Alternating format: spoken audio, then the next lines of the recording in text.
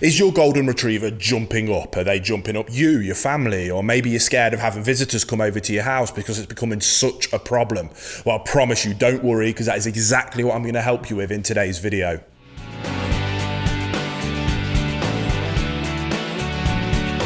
Welcome back to the Fenrir Golden Retriever Show. If you are new here, my name's Will. I'm a canine behaviorist and I'm the founder and CEO here at FenrirCanineLeaders.com. This channel is dedicated to helping you learn everything you could ever dream of knowing about the glorious Golden Retriever, and then how to become high-level canine leaders yourself so that you can have that perfect Golden Retriever that you've always dreamed of. So if you are new here, don't forget to hit that subscribe button and turn on the notification bell, and you'll never miss a future Golden Retriever video. Now, my inbox recently has been flooded with people seeking help and advice about their golden retrievers jumping up. So what I wanted to do was create this video, and we're going to cut away to a professional grade webinar that I produced around helping people and professionals be able to stop dogs from jumping up. I think you're going to get a ton of value from it, and there's loads of tips, tricks and information in that video to help you get your golden retriever to stop jumping up and be a polite, well-mannered dream of a dog that you've always wanted. So let's get straight into that webinar.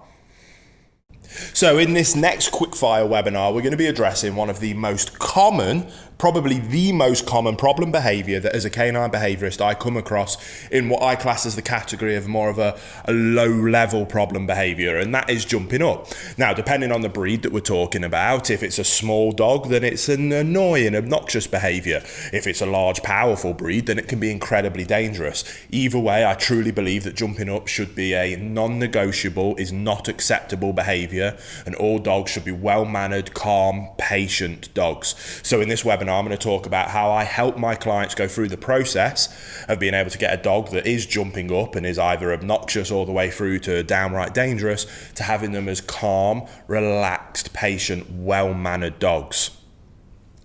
Now, yes, there is a very clear behavior modification and intervention strategy that we are going to put into place to be able to very quickly, efficiently, and incredibly effectively deal with jumping up. It's probably the behavior with the most high success rate for pretty much anybody to be able to come in and implement this strategy to high levels of success. Now, if you follow Fenrir at all and you've watched any of our other videos on YouTube or these webinars, you will know that I believe it is incredibly important, and the vast majority of the work that we do isn't simply putting plasters on behavior problems. We consider that the micro issue. Now, as behaviorists, we help people address those problems. I'm going to help you with that in today's video, but we focus on the macro issue, and the macro issue behind all behavior problems is a lack of leadership on the owner's part. So whether you're coming at this from potentially being interested in being a professional and you want to help your clients with behaviors like jumping up, or you're watching this because you are struggling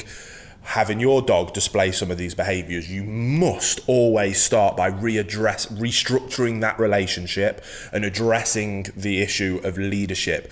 The owner in that dog's life must become a high-level canine leader that has the dog that will look up to them for guidance and direction. If you can achieve that, then you open up a communication pathway between you and your dog. When you have that pathway wide open, it is incredibly easy to teach them the things that you do want, and it is incredibly easy to teach them the things that you don't want them to do. And in this circumstance, that is what we need to be able to so quickly and efficiently address the behavior of jumping up. Hey guys, very quickly, in case you didn't know, we have our Perfect Puppy program. It's the program that I designed myself as a canine behaviorist to help you guys become a high-level canine leader yourself, and then how to be able to take your puppy from the second you bring it home all the way through to that dream of the perfect canine companion that you've always wanted. So if you want more information on that, there'll be a link down in the description box below. Thousands of people have now gone through that process to extremely high levels of success. So there's some testimonials you can go and check out. More information, it's all in the description box below, but let's get back into the video you were just watching. So here at Fenrir, to help people go through that process of restructuring that relationship, putting in rules, boundaries and expectations for their dog to be able to have them see the owner as the leader in the scenario, as we go through our 1-month boot camp program that we designed. I've completely lost track of the amount of people that has helped to achieve this to incredibly high levels of success. We have a version of it that we do in person with clients, and we also turned it into an online version so that anybody all around the world can do exactly the same thing and achieve exactly the same levels of extreme success. And there'll be a link down in the description box below if you're interested, by the way. But that is about implementing rules, boundaries and structure and expectation for the dog. That allows them to flip that mentality to see the owner as the leader. Simultaneously, it's about teaching the owner the theories, concepts and principles to become a higher level canine leader themselves. The combination of the two things gives us the desired outcome of a dog that sees them as an owner, opens up that communication pathway, and through that pathway then allows us to address these behavior difficulties and problems incredibly easily, compared to simply going and attacking the micro problem and trying to put a plaster on it. We address the macro problem, and 9 times out of 10 the micro problem goes away on its own anyway, and if it doesn't, then we can come in and implement an incredibly easy strategy to address the problem. And that's what we're going to talk about now in terms of a dog that's jumping up a lot. So once we've restructured that relationship, it is then really easy to address a dog that's jumping up to the levels of like 100% success rate. It is a very straightforward process to be able to stop it happening. We need to correct the dog's negative behavior, which is jumping up. We then need to redirect them and show them what it is that we do want from them instead. And when they're displaying that desired behavior, we reinforce it. So if right now you've got a dog that jumps up all of the time, that's the undesirable behavior up here, and the desirable behavior is right down at rock bottom in terms of being calm, waiting patiently with good manners, we're going to correct this behavior, which makes that happen less frequently, and we're going to positively reinforce this desired outcome, which will mean that that will happen more frequently. We do both things at the same time, and very quickly we get to a point where we're at the desired outcome all of the time, and we don't need to use corrections anymore. So in terms of what we do, is we set up drills and we practice. When we get a friend or family, or you as the trainer, if you're doing this in a professional setting, you can go through the door, the dog wants to come and welcome you. I recommend utilizing a slip lead on the dog. The second that dog wants to jump up or is about to jump up, we can't do it before because that's not fair. We need to do it with perfect timing to let them know exactly what it is that we're correcting and that we don't want them to do. We're going to use that slip lead with a very firm vocal inflection, shoulders back, chest up, and we're going to use a verbal correction whilst pulling them down. And we're not tug of waring them down, it's just a quick pop alongside the verbal correction to let them know that is not acceptable, stop doing that. We never ignore problem behaviors. Good leaders don't ignore problems.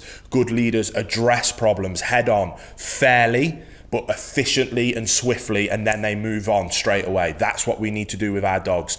So the behavior happens, the negative behavior. I like to use an but you can use a no, a tss noise. Some people even like to put pennies in a can, rings that you can jingle, some kind of verbal auditory response to let the dog know stop doing what you're doing.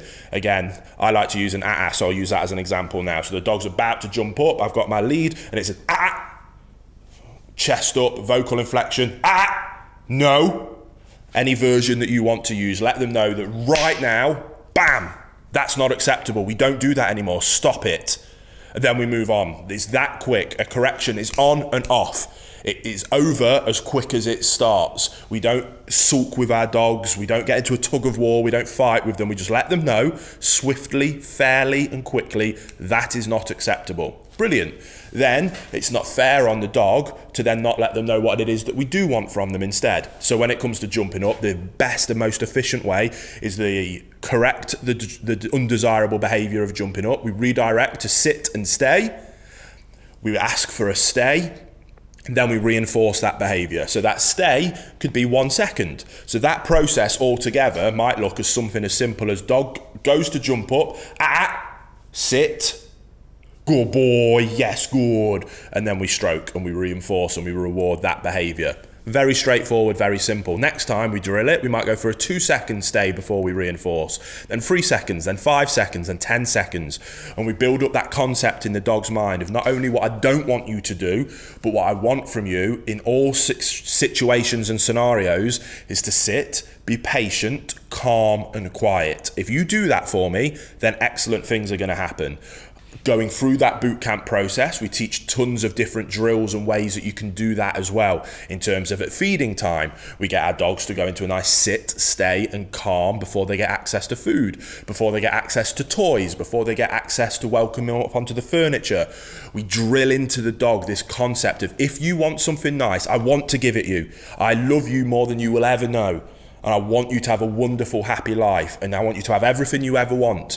But to get those things, all I ask, because I am in charge, I am the leader in this situation, is that you sit and you wait calmly, patiently, with good manners. If you do that for me, you can have anything that you ever dreamed of. If you're obnoxious, you're annoying, you're barking, you jump up, then I'm going to tell you for that. I'm going to swiftly